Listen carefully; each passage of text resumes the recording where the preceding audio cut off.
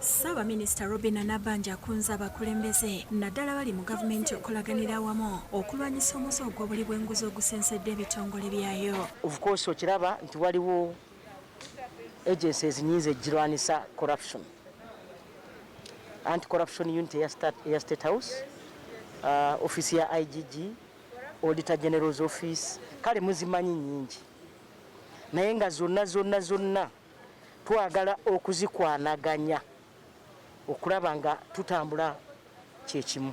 Abyogedde atongoza wiiki ey'okulwanyisa obuli bw'enguzi ku woofiisi ya Prime Minister mu Kampala nga kino bakikoze bakola dduyiro eyeetabiddwamu abakozi mu woofiisi eno n'abakakiiko aka State House Anti-Corruption Unit akakulemberwa Kano Edith Nakalema.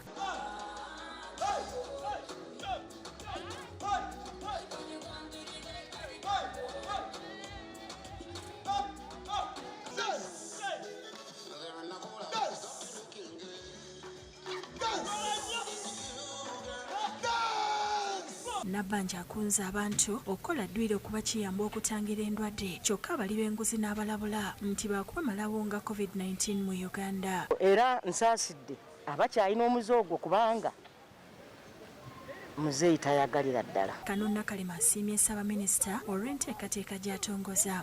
Twamusaba ajje atukulembere, yaze n'atukulembera bulungi nnyo. Tubadde tutegeeza abannayuganda bonna abanansi nti kati emibiri gyaffe myetegefu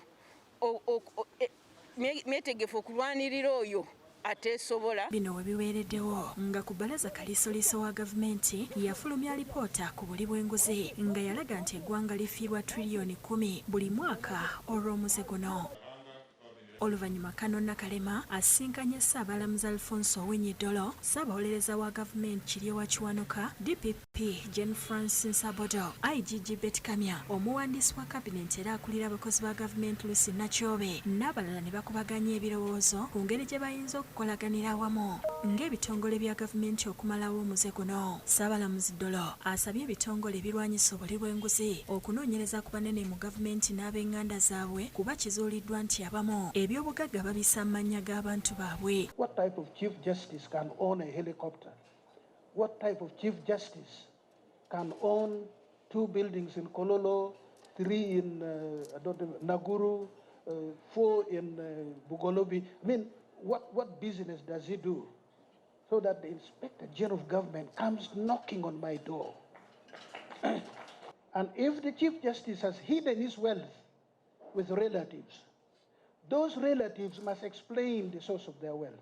Agambye nti ng'essiga eddamuzi baakulaba nga buli ggombolola lissibwa mu kkooti kitaase bannansi okutindiga engendo nga banoonya obwenkanya n'emisango okukandaalirira mu kkooti. You take any village in Uganda, there should be a magistrate grade 1 within walking distance.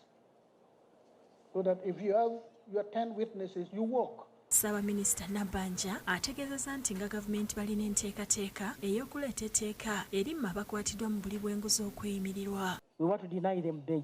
I know it's a right, but we want to deny them bail as to show that we are really serious.